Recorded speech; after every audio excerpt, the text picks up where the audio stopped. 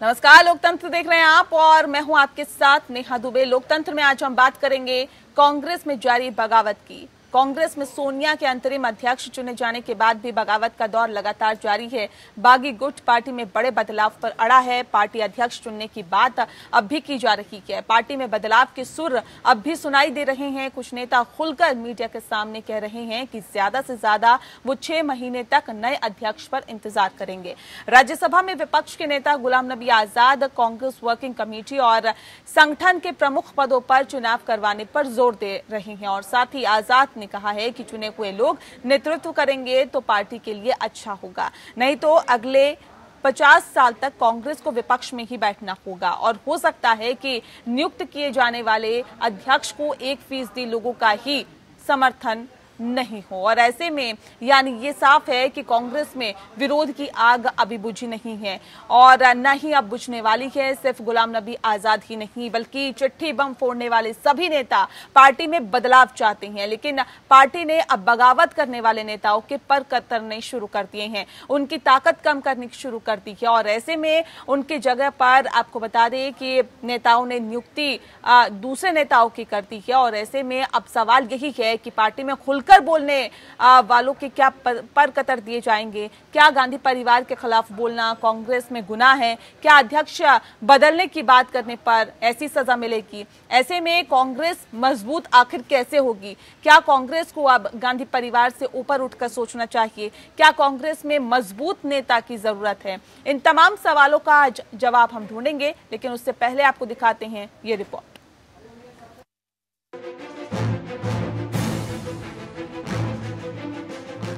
कांग्रेस की अंतकलह खत्म होने का नाम नहीं ले रही है। पार्टी के वरिष्ठ नेता गुलाम नबी आजाद ने एक बार फिर कड़ा संदेश देते हुए कहा कि वो कांग्रेस में बड़े बदलाव के अपने पहले के रुख पर कायम है।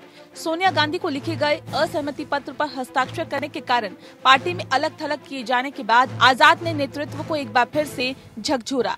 कहा, जो अधिकारी या राज्य इकाई के अध्यक्ष, जिला अध्यक्ष हमारे प्रस्ताव का विरोध कर रहे हैं, उन्हें मालूम है कि चुनाव होने पर वो कहीं नहीं होंगे। राज्यसभा सदस्य आजाद ने कहा कि जो कोई भी वास्तव में कांग्रेस का हित चाहता है वो इस पत्र का स्वागत करेगा। 23 साल से इलेक्शन नहीं है। हम जब सरकार में हैं यूपीए 1 यूपीए 2 तो शायद सरकार के दम पे पार्टी चलती है, लेकिन जब विपक्ष में है और सरकार सत्ताधारी पार्टी बहुत मजबूत है, तो अगर मेरी पार्टी को 50 साल विपक्ष में बैठना है तो कोई इलेक्शन की जरूरत नहीं है। राज्यसभा में विपक्ष के नेता गुलाम नबी आजाद ने कांग्रेस वर्किंग कमेटी और संगठन के प्रमुख पदों पर चुनाव करवाने पर जोर दिया। कहा, आंतरिक चुनाव में 51% वोट मिलने वाले की जीत होती है। इसका मतलब ये हुआ कि चुने हुए अध्यक्ष के साथ 51% लोग होते हैं। अगर कांग्रेस वर्किंग कमेटी के सदस्य चुनाव से तय होंगे तो उन्हें हटाया नहीं जा सकता। इस बात में किसी को क्या परेशानी हो सकती है? आजाद ने आगे कहा कि उन्हें इस बात से परेशानी नहीं कि राहुल गांधी अगले अध्यक्ष बनते हैं या किसी और को जिम्मेदारी मिलती है। हमारी राष्ट्रीय अध्यक्ष श्रीमती सोनिया गांधी जी ने उसका संज्ञान लेकर और अंतिम फैसला भी दे दिया कि सार्वजनिक रूप से कोई अपने विचार रखते हैं तो वो नहीं रखना चाहिए। पार्टी फोरम पे हर चीज के ऊपर, हर विषय के ऊपर चर्चा हो सकती है और होनी चाहिए, उसमें कोई रोक नहीं है। आजाद उन 23 नेताओं में शामिल है जिन्होंने सोनिया गांधी को चिट्ठी लिखकर पार्टी में ऊपर से नीचे तक बदलाव करने की मांग की थी। सीडब्ल्यूसी की मीटिंग में ये बात सामने आई कि चिट्ठी लिखने वाले नेताओं पर राहुल गांधी ने बीजेपी से मिलीभगत का आरोप लगाया। इस पर गुलाम नबी आजाद ने कहा था कि आरोप साबित हुए तो वो पार्टी छोड़ देंगे। हालांकि कांग्रेस की तरफ से डैमेज कंट्रोल के बाद आजाद ने सफाई दी कि राहुल गांधी ने मिलीभगत जैसी कोई बात नहीं की थी। Bureau report.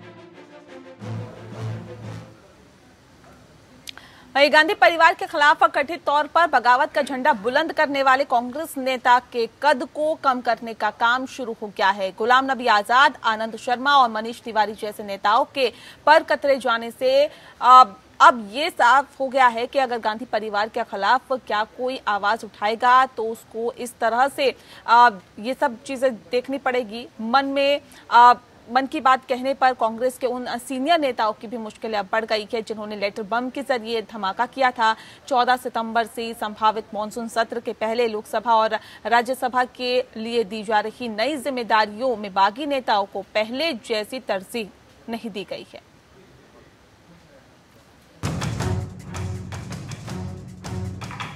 सोनिया गांधी को पत्र लिखकर संगठन में बदलाव करने की मांग करने वाले नेताओं के खिलाफ कांग्रेस ने एक्शन लेना शुरू कर दिया है। पार्टी ने ऐसे नेताओं के पद कतरने शुरू कर दिए हैं। कांग्रेस में सोनिया के खिलाफ लेटर बम फोड़ने वाले 23 नेताओं को संसद की नई नियुक्तियों में दरकिनार कर दिया गया है या उनके कद को कम कर दिया गया है।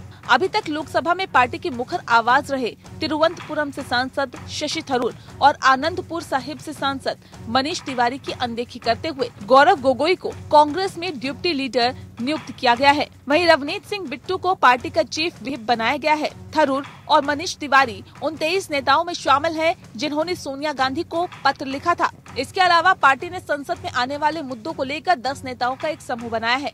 इनमें सोनिया गांधी को चिट्ठी लिखने वाले गुलाम नबी आजाद और आनंद शर्मा भी शामिल हैं। इसके अलावा सोनिया के खास सिपहसालार अहमद पटेल, जयराम रमेश और केसी वेणुगोपाल भी इसमें शामिल है।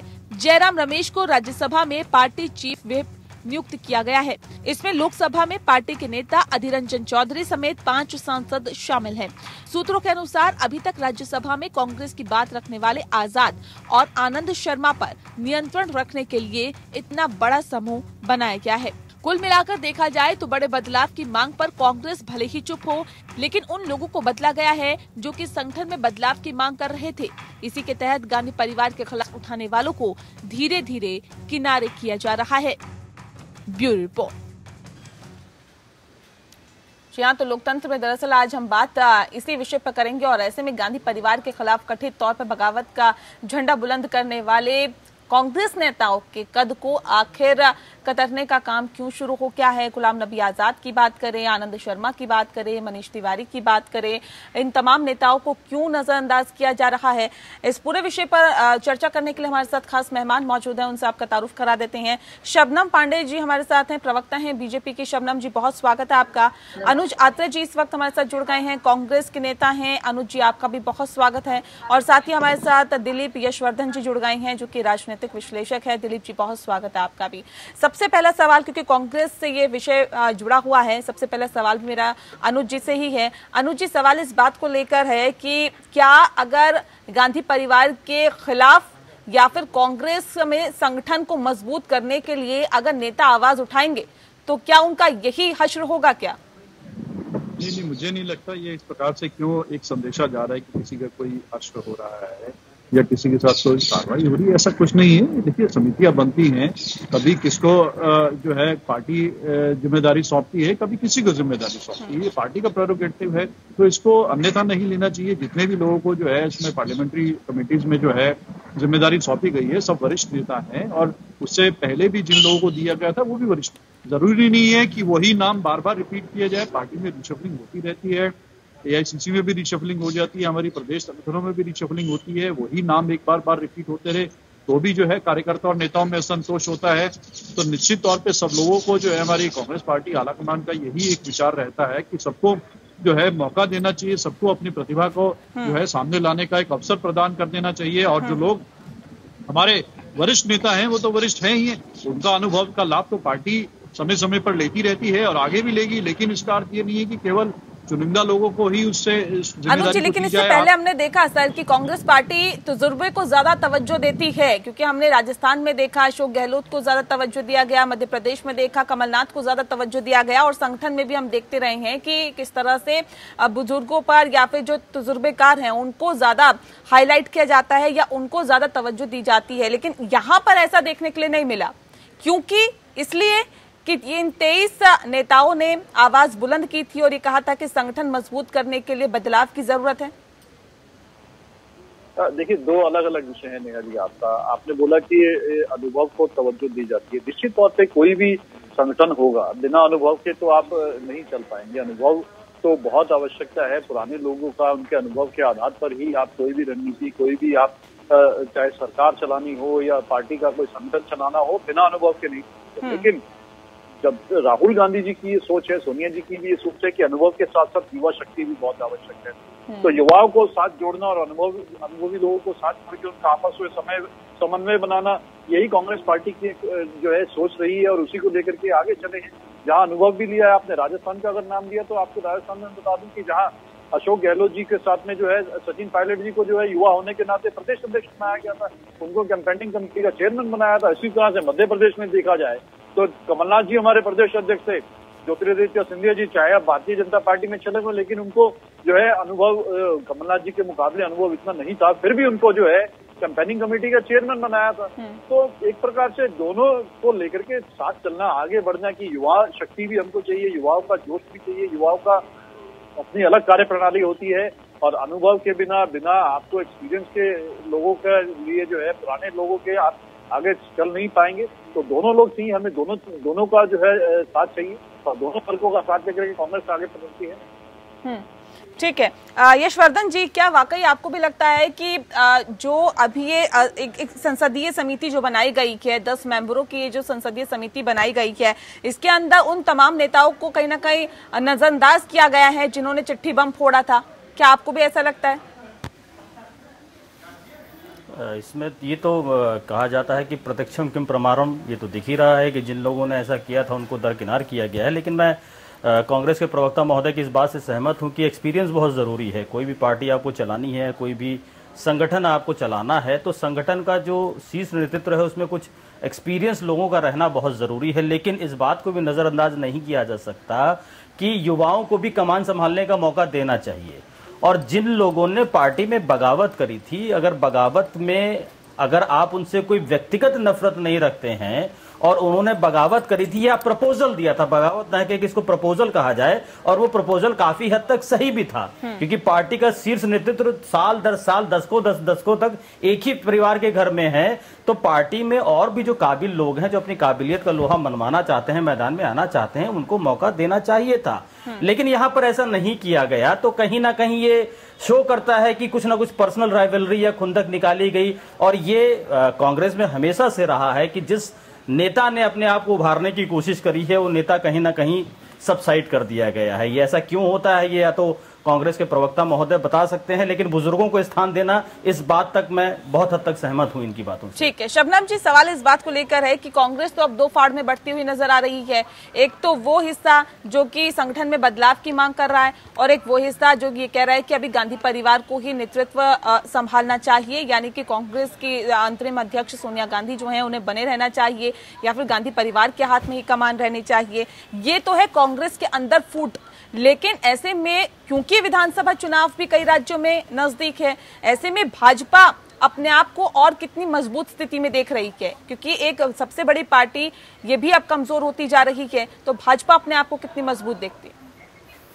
देखिए नेहा जी, सबसे पहले तो इस बात को मैं बताना चाहती हूँ कि भारतीय जनता पार्टी जिस बहुमत के साथ और जिस जन समर्थन के साथ देश में है, कोई उसका सरोकार नहीं है कि कांग्रेस में क्या अंतरकलह चल रहा है, और उस अंतरकलह में हमारी पार्टी का कोई इंटरेस्ट नहीं है, क्योंकि ये पार्टी खुद गर्त में जा रही है, अपनी बर्बादी की तरफ जा रही है। लेकिन क्योंकि विषय आज डिबेट का यही है, तो मैं बहुत चीजें बोलना चाहूंगी। अभी हमारे कांग्रेस के प्रवक्ता कह रहे थे कि अनुभव की जरूरत होती है संगठन के लिए, पर ये अनुभव केवल उनके नेता और कार्यकर्ताओं के लिए है, उनके आला कमान के परिवार के लिए अनुभव की जरूरत नहीं है। उनके लिए एक ही लाइसेंस की जरूरत है कि मैं इंदिरा गांधी की नाती, या मैं इंदिरा गांधी का पोता, या मैं इंदिरा गांधी की बहू, या मैं इंदिरा गांधी की गांधी परिवार का बेटा हूं। बस इतना ही अनुभव चाहिए उनको। तो आप ये समझ सकते हैं जिस तानाशाही के साथ ये पार्टी चल रही है, ये इसका गर्त में जाना निश्चित था। ये बार बार आपत्ति करते थे कि भाजपा कहती है कि कांग्रेस मुक्त भारत, पर भाजपा नहीं कहती है, ये खुद कांग्रेस मुक्त भारत करने जा रहे हैं। और ये जो ड्रामा पॉलिटिक्स चल रही है, अगर आप देखें इनके इतिहास में, तो 3 बार गैर गांधी परिवार से अध्यक्ष बनाए गए, लेकिन तीनों ने अपना टर्म कभी पूरा नहीं किया, उन्हें इस्तीफा देना पड़ा। और किस तरीके से सीताराम केशरी जी को इस्तीफा देना पड़ा, ये जग जाहिर है। लेकिन गांधी परिवार का अगर टर्म पूरा होता है, तो वो बस ये कह के कहते हैं कि हम गांधी परिवार से अध्यक्ष नहीं बनाना चाहते, या मैं टर्म पूरा हो गया तो इस टर्म को अब अध्यक्ष नहीं, लेकिन फिर घूम फिर के अध्यक्ष ये बनते हैं। ये बुजुर्ग और युवाओं को पार्टी में डिवाइड एंड रूल से अपना रूल कर रही है। ठीक है, अनुज जी से इस पर रिएक्शन ले लेते हैं मैम। अनुज जी से इस पर रिएक्शन ले लेते हैं। अनुज जी, सवाल इस बात को लेकर है, जिस बात का जिक्र अभी शबनम जी कर रही थी और ये बात कह रही हैं कि ठीक है, तजुर्बेकारों को आप तवज्जो देते हैं, ये अच्छी बात है, लेकिन अगर आप गांधी परिवार से ताल्लुक रखते हैं तो आपको तजुर्बे की जरूरत नहीं है। ये भी कहीं ना कहीं देखने के लिए मिला है, ऐसा भी लोगों का कहना है, ऐसा बीजेपी भी आरोप लगा रही है। और आरोप इसलिए भी लग रहा है क्योंकि गुलाम नबी आजाद का भी ये कहना है कि अगर संगठन में चुनाव नहीं होता और चुनाव के जरिए संगठन में अहम पदों पर नेताओं को नहीं चुना जाता तो अब कांग्रेस 50 साल तक विपक्ष में बैठने के लिए तैयार हो जाए। आरोप लगाना और जो है विपक्ष से प्रश्न करना, ये इनका अपना काम है। हम ये पूछना चाहते हैं कि आज ये परिवार की बात करते हैं तो परिवार कहाँ नहीं है, ये बताएं। क्या भारतीय जनता पार्टी ये दावे से आज कह सकती है कि उनके दल में परिवार के नाते जो है नेता जो आए, चाहे नेता पुत्र हो या नेता पुत्री हो या उनकी कोई बहू लगती हो या कोई दामाद लगता हो, क्या भारतीय जनता पार्टी ने उनको बिना किसी कभी दो अध्यक्ष नहीं हुए, एक ही परिवार का दो आदमी कभी अध्यक्ष नहीं हुआ? ये रिकॉर्ड देख लें हमारे पार्टी का। नहीं, देखिए, आपका अपना ये नहीं हो सकता ना देखने का नजरिया, और आपका आईना केवल आपका नहीं चल सकता है। अगर हम आपसे पूछना चाहें तो आप बताएं, सबसे ज्यादा परिवारवाद तो आज भारतीय जनता पार्टी में है, जो परिवार की बात करते हैं। क्या आप ये बता दें कि आज जितने आपके केंद्र में तमाम जो है मंत्री हैं, क्या वो किसी न किसी परिवार की पृष्ठभूमि से नहीं आते? कितने सांसद आपके ऐसे हैं जो परिवार की पृष्ठभूमि से नहीं आते? ये बता दीजिए। आपके जयंत सिन्हा साहब जो थे, वो किस नाते उनको जो है अपने पार्टी ने टिकट दिया और उनको मंत्री बनाया? वसुंधरा राजे सिंधिया जी के पुत्र हैं, राजस्थान से सांसद हैं, उसको आपने किस नाते से आपने टिकट दिया? महाराष्ट्र की अगर बात करें तो मेरी बात, मुंडे जी की बेटी गोपीनाथ मुंडे जी की बेटी का बताइए क्या अनुभव था? प्रमोद महाजन की बेटी का क्या अनुभव था? विजय गोयल जी को जब आपने टिकट दी उनका क्या अनुभव था? आज पीयूष गोयल साहब आए हैं, वो किस केंद्र में आपने सीधा उनको इतना बड़ा ओहदा दे दिया, मंत्री दे दिया, बना दिया, 10 साल से मंत्री बने हुए, क्या वो परिवार से नहीं आते? कौन से आपके तो हर प्रदेश में हर परिवार की ऐसी लंबी चौड़ी, मध्य प्रदेश में भी पीछे चुनाव हुए थे, 30% से ज्यादा नहीं माना जाएगा। अध्यक्ष पद आरक्षित है आपके पार्टी में। देखिए, आपके परिवार की परिभाषा आपसे नहीं जो है यहाँ की जाएगी, और आप परिवार पे जो प्रश्न उठाते हैं, अगर आप अध्यक्ष के पद की भी बात करें, परिवार की बात करें, तो आप ये बताइए, परिवारों से नाते, नेहा जी मेरी बात पूरी होनी चाहिए। बात इस विषय पर हो रही है क्योंकि कांग्रेस पार्टी में 23 नेताओं ने लेटर बम फोड़ा और उस लेटर बम फोड़ने के बाद ही अब ये भी कहा जा रहा है कि उन नेताओं के पर कतरने शुरू हो गए हैं, यानी कि कांग्रेस पार्टी की तरफ से उन नेताओं के कद घटाने की कोशिश अब लगातार की जा रही है। और ऐसे में वो नेता हैं कि कहीं ना कहीं उस पर भी बयानबाजी कर रहे हैं और अपनी बात पर अडिग हैं। ऐसे में इस पर आज हम खास मेहमान हमारे साथ लगातार जुड़े हुए हैं, उनसे बातचीत कर रहे हैं। अनुज जी, सवाल इस बात को लेकर है कि नेता अभी भी इस बात पर अड़े हुए हैं। नेताओं ने साफ कह दिया है कि 6 महीने के भीतर ही जो पूर्णकालिक अध्यक्ष है उसका चुनाव होना चाहिए और कांग्रेस पार्टी में तमाम और पदों पर भी कहीं ना कहीं चुनाव होना चाहिए, क्योंकि अगर जो नेता चुनकर आएगा वो जाहिर तौर पे बेहतर काम करेगा, जो नेता कुछ लोगों के जरिए चुना जाएगा वो नेता सबकी पसंद नहीं होगी। ये आवाज जो मुखर हो रही है, ऐसी क्या नौबत आ गई सर कि इस तरह की आवाज अब नेताओं को उठानी पड़ रही है कांग्रेस पार्टी के अंदर? नहीं, देखिए, हमारी पार्टी में नेहा जी ये स्वीकार कर लेना चाहिए अब लोगों को, जो लोग आलोचना करते हैं, जो लोग कांग्रेस पार्टी के ऊपर प्रश्न उठाते हैं, और अगर अब आज पार्टी में लोकतंत्र दिखाई दे रहा है, आज पार्टी में हर नेता, हर कार्यकर्ता को अपनी आवाज उठाने की आजादी है, और अगर वो माहौल दिख रहा है तो मुझे लगता है कि अब तो लोगों को स्वीकार कर लेना चाहिए कि कांग्रेस पार्टी में एक तंत्र राजनीति है, जैसे उस प्रकार से भारतीय जनता पार्टी में जो है 1 मैन शो और 2 मैन आर्मी चल रही है।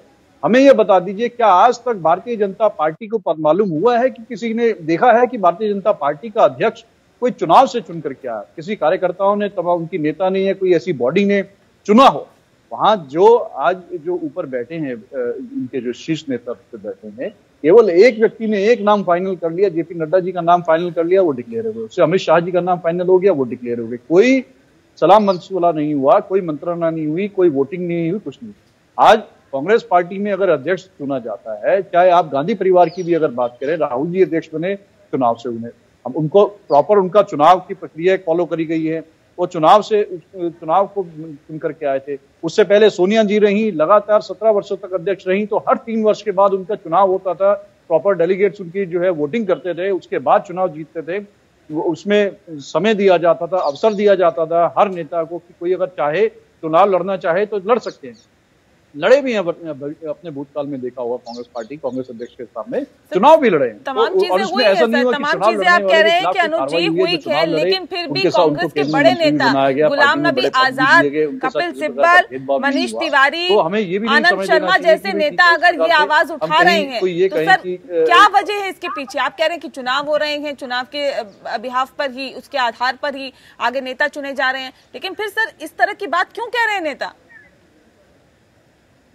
देखिए, आजाद साहब ने अगर कुछ बोला है तो वो हमारे पार्टी के वरिष्ठ नेता हैं, उनको अपनी कुछ इच्छा वो व्यक्त कर रहे हैं कि पार्टी में चुनाव के तहत जो है कहीं न कहीं इस समय अध्यक्षों का जो है नियुक्ति चुनाव के तहत हो, सब लोगों को अपनी राय देने का हक है, उसमें क्या बुरा है? बाकी पार्टी का निर्णय कोई एक तो कह रहे हैं ना कि चुनाव के आधार पर ही हम चुने जा रहे हैं नेता, और वो कह रहे हैं कि अब चुनाव होना चाहिए। सर ये क्यों इस तरह की विरोधाभास चीजें निकल के सामने आ रही है? नहीं, इसमें मुझे नहीं लगता कोई इसको विरोधाभास की दृष्टि से देखना चाहिए। एक वो अपनी राय दे रहे हैं और पार्टी में अपनी वो राय दे रहे हैं, खुले मन से राय दे रहे हैं, खुले मंच से राय दे रहे हैं, और अगर दे रहे हैं तो मुझे लगता है कि हमें किसी भी वर्ग को, या चाहे हमारे मीडिया के बंधु हों, अपोजिशन के जो पार्टी है उनको तो छोड़ दीजिए, भारतीय जनता पार्टी को तो छोड़ दीजिए, क्योंकि इनके यहाँ लोकतंत्र है नहीं, आंतरिक लोकतंत्र है नहीं, तो इनको ये बात अटपटी लगी। लेकिन हमारे यहाँ लोकतंत्र है, वो आवाज उठा रहे हैं, उस पर मंत्रणा भी हो रही है। हमारी कांग्रेस वर्किंग कमेटी में अभी उस दिन आपने देखा होगा कि 7 घंटे लंबी बैठक चली,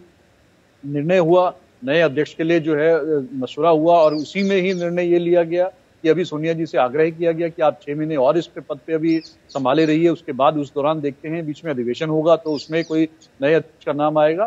तो अगर चाहते कोई इस प्रकार का होता तो हो जाता ना, सोनिया गांधी जी को अध्यक्ष बना देते कि ठीक है आप बन जाइए 3 साल के लिए, कौन रोक रहा था? लेकिन हमारे ऐसा नहीं है, ना सोनिया जी चाहती हैं, ना राहुल गांधी जी चाहते हैं। राहुल गांधी जो अध्यक्ष बने हुए थे, उनका तो कार्यकाल भी बचा हुआ था, उन्होंने कार्यकाल अपना बचा हुआ कार्यकाल छोड़ सुन लेते हैं। नेहा जी, एक बात बहुत ही आश्चर्यजनक लगता है कि जिस पार्टी में तानाशाह चल रहा है वो उसको बार बार लोकतंत्र बोल के अपनी जेब हटा रहे हैं।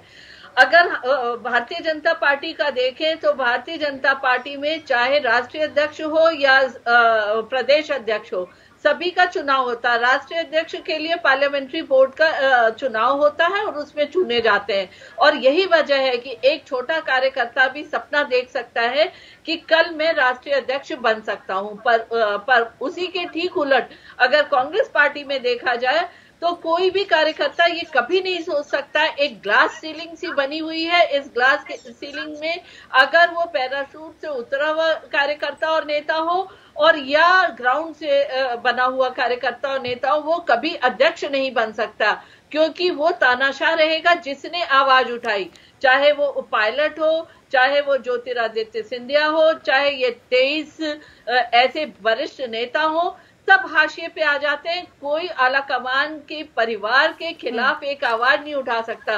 परिवार ड्रामा जरूर करता है कि इस बार गांधी परिवार से नहीं, लेकिन घूम फिर के माँ, बेटा, बेटी, पोता, पोती ही परिवार में अध्यक्ष बनेंगे। और इस झेप को हटाने के लिए बेचारे प्रवक्ता जो हैं तमाम तरह की बातें करते हैं। मुझे उनकी दयनीय स्थिति पे ऐसा लगता है जैसे कि एक समय में बंधुआ मजदूर होते थे, अपने मालिक के खिलाफ कुछ नहीं बोल सकते थे क्योंकि वो बंधक बने थे, बोलेंगे तो हटा दिए जाएंगे।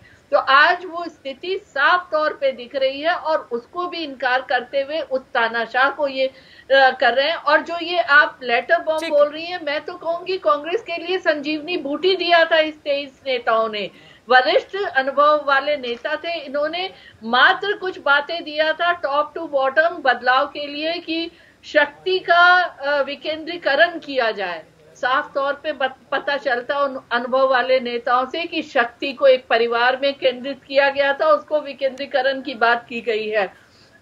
राज्यों में मजबूत यूनिट बनाया जाए और राज्य के हर स्तर पे चुनाव हो। पैराशूट से नॉमिनेटेड लोगों को नहीं उतारा जाए। मुझे लगता है किसी भी संगठन में अगर देखा जाए, भारतीय जनता पार्टी में शक्ति का विकेंद्रीकरण देखने को मिलता है, हर स्तर पे चुनाव होता है और हर कोई ये एक सपना लेके पार्टी के विचारधारा के साथ जुड़ सकता है कि सवाल इस बात को लेकर है। आपने अनुज जी को भी सुना, आपने शबनम जी को भी सुना, दोनों का कहना है कि हमारी पार्टी में तो लोकतंत्र है, लेकिन ये लोकतंत्र पहले क्यों नहीं दिखाई दिया और ये चिट्ठी बम फूटने के बाद ही क्यों लोकतंत्र याद आता है?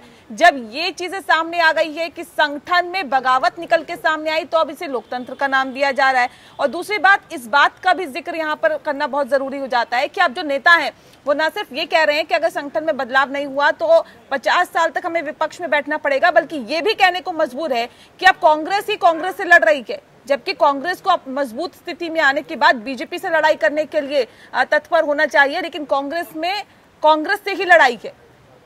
ये क्या स्थिति देखने के लिए मिल रही है?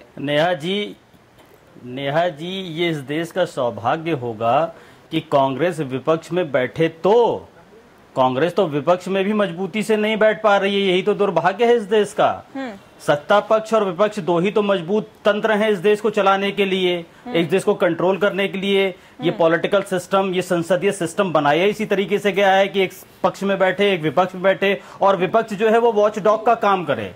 लेकिन जब वॉच डॉग की आंखें कमजोर हो जा रही हैं और वॉच डॉग खुद ही लंगड़ा होकर के चल रहा है और फिर वो ये दावा कर रहा है कि हम 50 साल तक विपक्ष में बैठेंगे, तो मैं जनता की तरफ से ये मान लूं कि 50 साल तक इस देश का दुर्भाग्य रहेगा, क्योंकि ये विपक्ष में बैठ रहे हैं नाम के लिए, ये विपक्ष का धर्म ही नहीं पूरा कर पा रहे हैं। और इस बात को लेकर के इतनी अंतर्कलह क्यों? अभी कांग्रेस के प्रवक्ता कह रहे थे कि इनके यहाँ वरिष्ठ लोगों को शीर्ष नेतृत्व दिया जा रहा है, एक्सपीरियंस लोगों की जरूरत है, मैं सहमत हूं। तो ये शीर्ष नेतृत्व आप अपने यहाँ अध्यक्षी में क्यों नहीं दे रहे हैं? आपके यहाँ और भी तो वरिष्ठ नेता हैं। गुलाम नबी आजाद बहुत सालों से पार्टी की सेवा कर रहे हैं, कपिल सिब्बल जी बहुत सालों से पार्टी की सेवा कर रहे हैं, अभिषेक मनु सिंघवी जी इतने लर्नेड एडवोकेट हैं आपके यहाँ, आप इतने बड़े बड़े नेता हैं जो आपके प्रदेश संभाल रहे हैं, बहुत सारे अनुभवी नेता हैं, आप उनको क्यों नहीं कमान दे रहे हैं? क्यों आपने डिस्प्यूट का ये केंद्र बना रखा है? और ये बात तो सत्य है, इस पर कोई कहे न कहे, भारतीय जनता पार्टी की तरफ से आवाज आ रही है, तो एक तो राजनीतिक स्टेप हो सकता है। अगर मैं जनता की नजर से भी कहूं तो जनता भी तो ये सवाल पूछती है कि भाई दशकों से एक ही परिवार का अध्यक्ष क्यों? क्या इसलिए कि इस पार्टी का क्रिएशन उन्हीं के परिवार के द्वारा किया गया था, तो ये जन्म जिंदगी तक वही परिवार उस पर राज करेगा? ऐसा नहीं होना चाहिए। ये बात तब थी जब भारतीय गणतंत्र नहीं बना था 1947 से पहले। लेकर है कि जिस बात का जिक्र अभी दिलीप जी कर रहे हैं कि हर जगह अगर आप तजुर्बेकारों को आगे बढ़ा रहे हैं तो अध्यक्ष पद पर क्यों नहीं? क्या कहीं ना कहीं ये भी एक परेशानी है या फिर एक डर है या फिर एक वहम है जहन में गांधी परिवार के? अगर कमान किसी और के हाथ में जाती है तो जो कमांड है पार्टी के ऊपर से वो हट जाएगी या फिर एक वर्चस्व का जो खतरा है वो पैदा हो जाएगा गांधी परिवार का? देखिए, कहीं किसी को कोई खतरा नहीं है। खतरा भारतीय जनता पार्टी के सर पे जरूर मंडरा रहा है कि जिस प्रकार से इनकी सरकार की जो नाकामयाबियां इनके सर पर जो एक हावी हो रही हैं, जो एक डर मन में बैठ गया है कि भारतीय जनता पार्टी का ये 6 साल का जो कुशासन है, खासतौर से जो इनका ये जो दूसरा इनका जो पारी शुरू हुई है बीजेपी की सरकार की, और जिस तरह से कोरोना पैंडेमिक का जिस तरह से मिस हैंडलिंग हुई है, उसको देख करके चिंतित है। और कांग्रेस पार्टी का जिस तरह से जनता में एक रुझान आता जा रहा है कांग्रेस पार्टी की तरफ, क्योंकि जनता देख चुकी है कि भारतीय जनता पार्टी और तमाम जो विपक्षी दल हैं, इनके सहयोगी दल हैं, उन्होंने झूठे आरोप लगा करके सत्ता हासिल कर दी, एक नहीं 2 बार सत्ता हासिल कर ली। लेकिन जब वास्तविकता देखी जाती है, जो विकास के मॉडल पे जिसपे ये भारतीय जनता पार्टी सत्ता में आई थी, एक सपने का भारत जो दिखाया था, एक बुरा सपने में परिवर्तित हो गया है।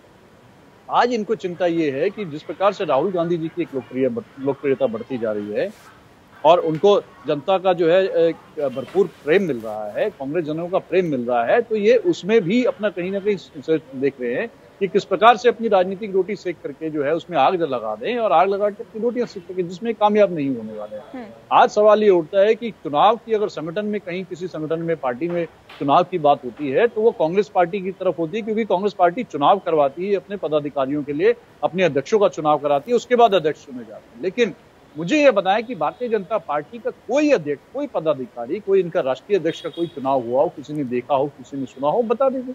ना वहाँ होता है ना उनसे चुनाव होता है या नहीं होता, लेकिन फिर भी फूट तो नहीं है ना। मेरी बात ये इस कदर लोग आकर या नेता आकर इस कदर बयान तो नहीं दे रहे हैं ना, या पार्टी में दो फाड़ तो नजर नहीं आ रही है ना। जरा बीच में ना बोलिए, मेरे सुन लीजिए। मैं अभी दिल्ली में अभी कल ही इन्होंने जो है 250 अपने मंडल अध्यक्षों का इन्होंने जो है ऐलान किया। एक अध्यक्ष का बता दें किसी को, भारतीय जनता पार्टी के एक मंडल में बता दें जहां इन्होंने चुनाव की प्रक्रिया को फॉलो किया। 250 इन्होंने मंडल के अपने अध्यक्ष दिल्ली में घोषित किए हैं।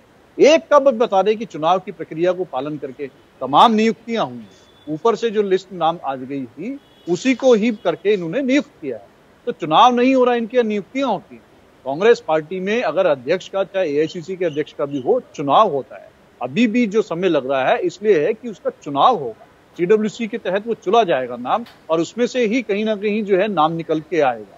अभी सोनिया जी को अंतरिम अध्यक्ष बनाया गया है, नए नाम के लिए चुनाव की बिल्कुल निश्चित तौर पे चुनाव के तहत होगा, और 3 साल का कार्यकाल होता है। उसके बाद चुनाव के तहत ही चुनाव होगा, लेकिन उसके बाद भी सवाल इस बात को लेकर है कि नेता आवाज उठाई जा रहे हैं। जिन नेताओं ने आवाज मुखर की, जिन नेताओं ने आवाज उठाई कि संगठन में बदलाव होना चाहिए, क्या उनको नजरअंदाज किया जा रहा है? खास मेहमान हमारे साथ लगातार मौजूद है। यशवर्धन जी, सवाल इस बात को लेकर भी है क्योंकि अभी हमने देखा कि जितिन प्रसाद लखीमपुर खीरी गए थे, वहां पर उनका अगर विरोध किया तो वो भी कांग्रेस पार्टी के कार्यकर्ताओं ने ही किया, और लगातार जो आवाज मुखर हो रही है। सवाल इस बात को लेकर है कि कहते हैं कि लोकतंत्र में एक मजबूत विपक्ष का होना बहुत जरूरी है, लेकिन यहाँ पर तो खेमेबाजी, गुटबाजी ही चरम पर है। बात संगठन पर भी खड़ी हो रही है, बात अध्यक्ष पर भी खड़ी हो रही है। सर, कैसे उन तमाम मसलों को कांग्रेस पार्टी सरकार के सामने रखेगी या जनता के सामने रखेगी जो वाकई सीधे जनता से जुड़े हुए मसले हैं? इतने मसले हैं, बावजूद इसके अभी तक जो कांग्रेस पार्टी है वो अपने में ही उलझी हुई है। कैसे एक विपक्ष की भूमिका और एक सशक्त विपक्ष की भूमिका कांग्रेस निभा पाएगी?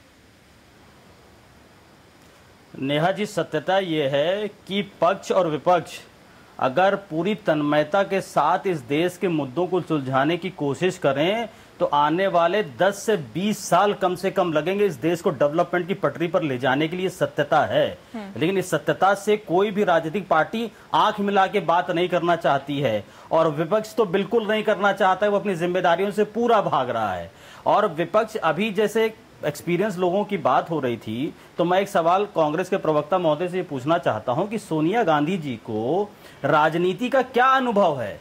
वो तो कहीं बाहर से आई, चूंकि एक बड़े परिवार की थी, राजीव गांधी जी की हत्या हुई, उसके बाद वो राजनीति में आई और उनको बाय डिफॉल्ट अध्यक्ष पद पर बैठा दिया गया। ना उन्होंने जमीनी लेवल पर कभी काम किया, ना उन्होंने भारत की जनता से कभी कोई 1-to-1 इंटरेक्शन किया, ना वो कभी गांव में गई, उन्होंने कुछ भी तो नहीं किया है। तो उनको ऐसा क्या अनुभव है जिसकी वजह से पार्टी की कमान उनको दे दी गई है? पार्टी की कमान, पार्टी का शीर्ष नेतृत्व उनको दिया जाता है जो एक्सपीरियंस होता है, चाहे वो राजनीति हो, चाहे वो संगठन हो, चाहे वो सवाल उठाया है यशवर्धन जी, इस पर रिएक्शन ले लेते हैं हम अनुज जी से। अनुज जी, इसका जवाब दे दीजिए, क्योंकि क्या अब उनके मुकाबले ऐसा कितना एक्सपीरियंस है सोनिया गांधी को, और उनके मुकाबले अब कांग्रेस में कोई और लीडर आपको नहीं मिल पा रहा है अध्यक्ष के लिए, और इस वजह से अब कांग्रेस के तमाम नेताओं को आवाज उठानी पड़ रही है? देखिए, मुझे लगता है ये प्रश्न ही बिल्कुल गलत है। जिस प्रकार से बोला गया है कि कांग्रेस को अध्यक्ष नहीं मिल रहा है, क्यों नहीं अध्यक्ष मिल रहा? सोनिया गांधी जी के रूप में हमारे को एक इतनी अनुभवी नेता और जो इतनी सर्वमान्य नेता है, लोकप्रिय नेता है, जिन्होंने जो है कांग्रेस पार्टी को कई ऊंचाइयों तक पहुंचाया है, क्यों नहीं मिल रहा है? हमें आज की डेट में कांग्रेस के तमाम कार्यकर्ताओं से लेकर के नेताओं तक का जो है उन पर विश्वास है, और वो चाहते हैं कि वो बने रहे, इसीलिए वो बनी हुई है। अनुभव की बात करें तो मुझे नहीं लगता ये विश्वास नहीं है। पैनलिस्ट बोल रहे हैं, जरा सुन लीजिए। अनुभव क्या होता है? जिस नेता को 19 साल कांग्रेस पार्टी का अध्यक्ष रहने का अनुभव हो, आज उससे ये पूछा जाता है कि उनको अनुभव क्या है। जो नेता लगातार बीते जो है 20 सालों से मेंबर ऑफ पार्लियामेंट है, उनसे आज ये पूछा जाता है कि उनको बूथ लेवल का अनुभव है या नहीं है। तो मुझे ये बता दीजिए कि अनुभव की परिभाषा क्या है। आज स्टूडियो में बैठ करके आप अनुभव की परिभाषा या आप अनुभव पे सवाल पूछना चाहते हैं। मैं आपसे पूछना चाहता हूं कि आपको क्या अनुभव है सवाल पूछने का? क्या आपको कितनी नॉलेज है? आप किसी पद पर बैठे हैं, आपने कोई पद कभी संभाला है जो आज कोई भी व्यक्ति आकर के जो है राहुल गांधी को भी अध्यक्ष बनाया गया था सर, उनके ऊपर भी सवाल उठ रहे थे कि उनको कितना अनुभव है, जिसको सबसे ज्यादा अनुभव रहा हो आज की डेट में। अनुभव ही कोई नहीं है। और उनसे प्रश्न उठा रहे हैं। तो ये मुझे लगता है कि थोड़ा सोच समझ करके हम लोगों को बोलना चाहिए कि क्या बोल रहे हैं, किस पर प्रश्न उठा रहे हैं। और आज बात करते हैं कांग्रेस पार्टी की, तो कांग्रेस का कौन अध्यक्ष होगा, कौन नेता होगा, कौन अध्यक्ष नहीं होगा, इसको तय करने के लिए कोई बाहर का व्यक्ति की सलाह नहीं चाहिए। इसको तय करने के लिए कांग्रेस के नेता, कांग्रेस के कार्यकर्ताओं का मत चाहिए। कांग्रेस की हमारी शीर्ष बॉडी है CWC, उसमें तमाम पूरे देश भर में से हमारे सभी वरिष्ठ नेता। ये सवाल सर इसलिए अहम हो रहे हैं, सिर्फ दिलीप जी ये सवाल नहीं उठा रहे हैं, सवाल आपकी पार्टी के नेता ही उठा रहे हैं। और ये सवाल आज ही नहीं उठ रहा, ये सवाल पहले भी उठ चुका है। आपको याद होगा शरद पवार भी ये सवाल उठा चुके हैं, विदेशी मूल का मुद्दा कई बार उठा चुके हैं। तो ये आप बेहतर तरीके से जानते हैं सर सवाल क्यों उठ रहे हैं, क्यों सवाल उठ रहे हैं। वही मानसिकता है जो लोग सोनिया गांधी जी का विदेशी मूल का मुद्दा उठाते थे, ये वही मानसिकता है।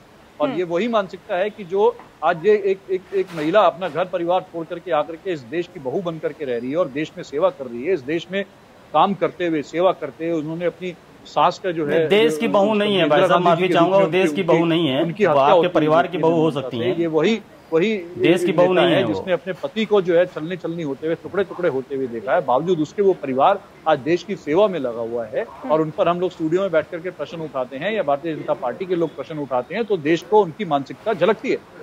ठीक है, शबनम जी कुछ कहना चाह रही हैं। शबनम जी, नेहा जी जिस तरीके की ये बातें कर रहे हैं, तो देश के तमाम नेता जिन्होंने देश के लिए काम किया, उनकी बहू बेटियां ही अध्यक्ष बनाई जाए, इनका कहने का मतलब ये है कि अब देश में जितनी भी पार्टी रहे सब बहू बेटियों को केवल बना दे, क्योंकि देश में बहू बन के आई हैं वो।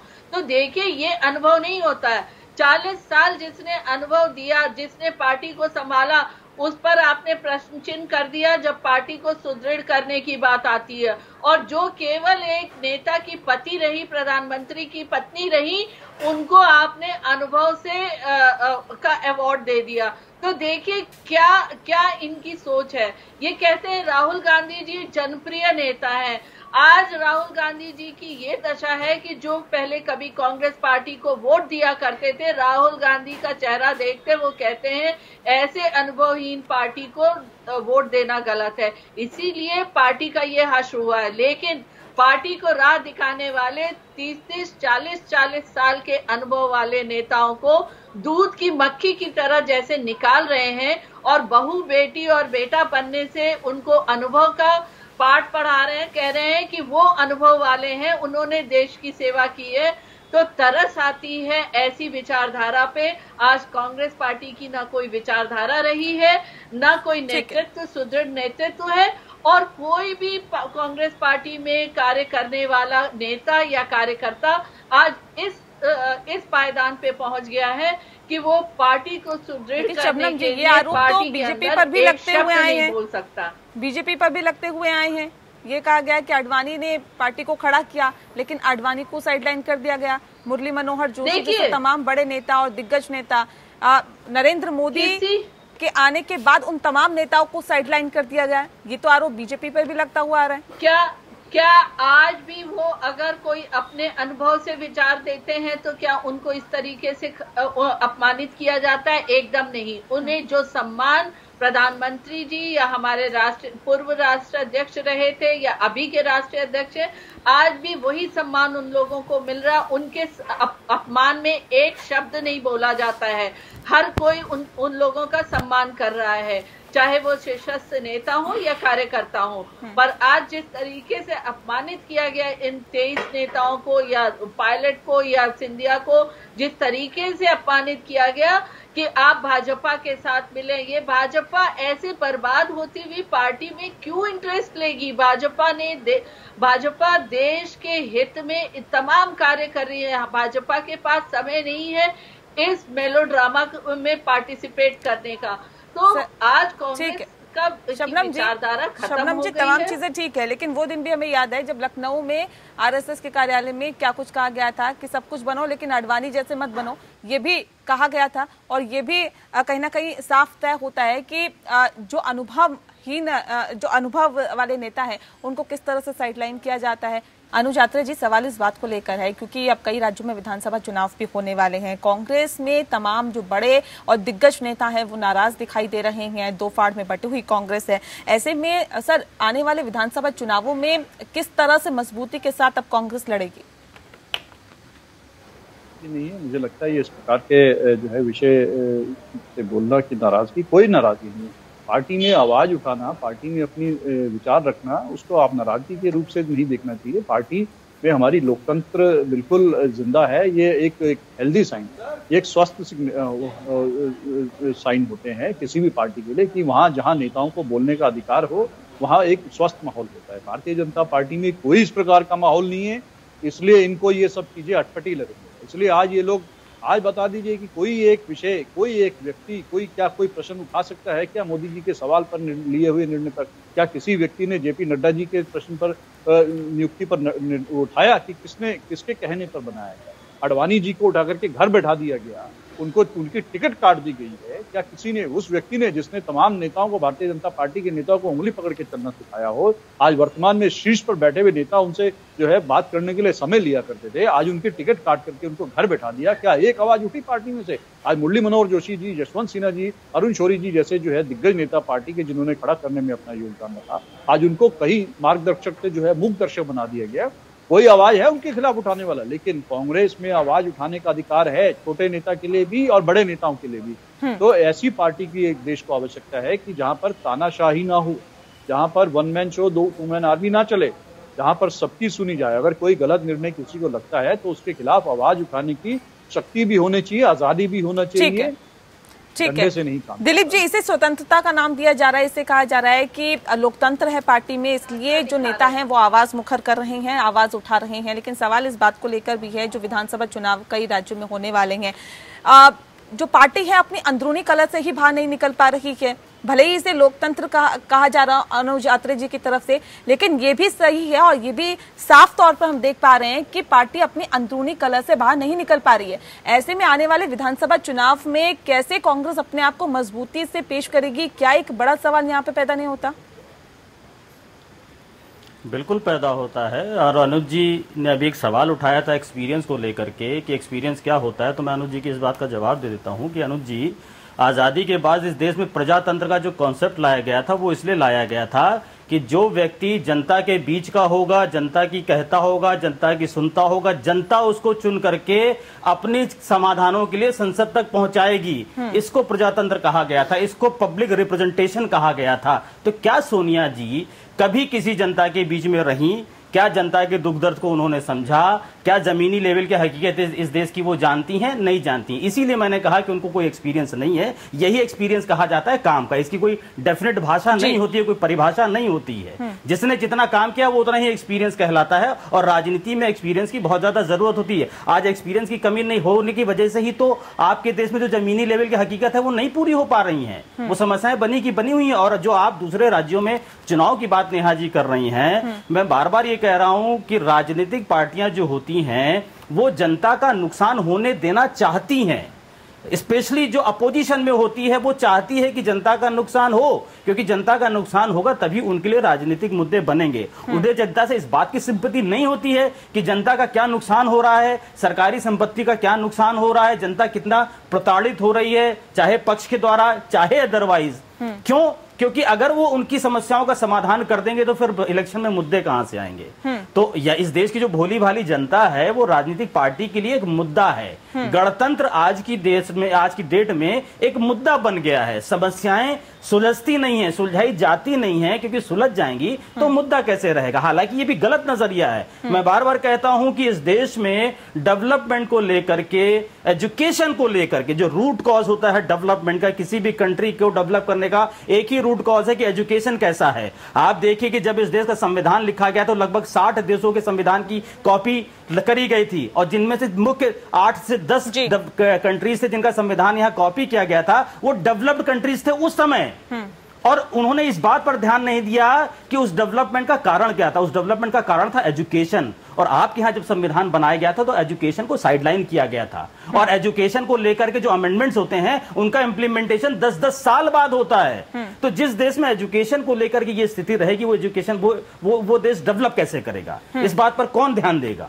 जनता पढ़ लिख जाएगी तो फिर राजनीतिक पार्टियों के बरगलाने से कैसे बरगलेगी? जिंदाबाद मुर्दाबाद के नारे कैसे लगेंगे? उन्हें ठेका पट्टी देकर के उलझाया कैसे जाएगा? उन्हें गरीबी का और फ्री का लालच देकर के उलझाया कैसे जाएगा? इसलिए डेवलपमेंट नहीं होता है, इसलिए एजुकेशन पर ध्यान नहीं दिया जाता है। इसीलिए मैं कहता हूं कि राजनीतिक पार्टियों के लिए ये सब एक राजनीतिक मुद्दे हैं, ये समस्याएं नहीं है। समस्याएं जनता के लिए हैं, पार्टी के लिए ये मुद्दे होते हैं। ठीक, शबनम जी कुछ कहना चाह रही हैं? जी नेहा जी, देखिए मैं इस बात को नहीं मानती। भारतीय जनता पार्टी जब से सत्ता में आई है, देश के हर उन कोर इश्यूज को इन्होंने छुआ है और उसके सॉल्यूशन की तरफ गया है। अगर आप देखिए तो महिलाओं के उत्पीड़न का मामला देखा जाए, बच्चियों के उत्पीड़न का मामला देखा जाए, कानून में फेरबदल किया, लेबर लॉ को बदला। नेहा जी, शबनम जी, सिर्फ कानून बना देने से अगर समस्याओं का समाधान होता तो कानून पहले से बहुत सारे बने हुए थे। अगर कानून के समय का है, शबनम जी, कानून के बना देने से समस्याओं का समाधान नहीं होता है, तभी कोई कार्रवाई होगी। आज अगर हम अपनी महिलाओं के हाथों को मजबूत नहीं करें, शिक्षा की प्रणाली में बदलाव न करें, हम जो 50 कानून है महिलाओं की सुरक्षा को लेकर के। शबनम जी, 50 कानून है महिलाओं की सुरक्षा को लेकर के। क्या महिलाओं पे अत्याचार कानून बनाने से देखिए समस्या का समाधान नहीं होता। सवाल इस बात को लेकर है कि उसे इम्प्लीमेंट किस ढंग से किया जा रहा है, ये वाकई यहाँ पर महत्वपूर्ण होता है। बहुत शुक्रिया आप सभी मेहमानों का हमारे साथ इस खास चर्चा में शामिल होने के लिए। मुद्दा यही है कि आखिर कैसे क्या अगर नेतृत्व में बदलाव की मांग अगर नेताओं की तरफ से उठाई जाती है तो क्या ये गलत है? अगर नेता चाहते हैं कि संगठन मजबूत हो तो क्या ये गलत है? और क्या अगर इस आवाज को और मुखर किया जाता है तो क्या उनके पर कतरना सही है? क्या पार्टी की भलाई के लिए इस पर भी विचार करने की जरूरत नहीं है? इसी के साथ लोकतंत्र में इतना ही। नमस्कार।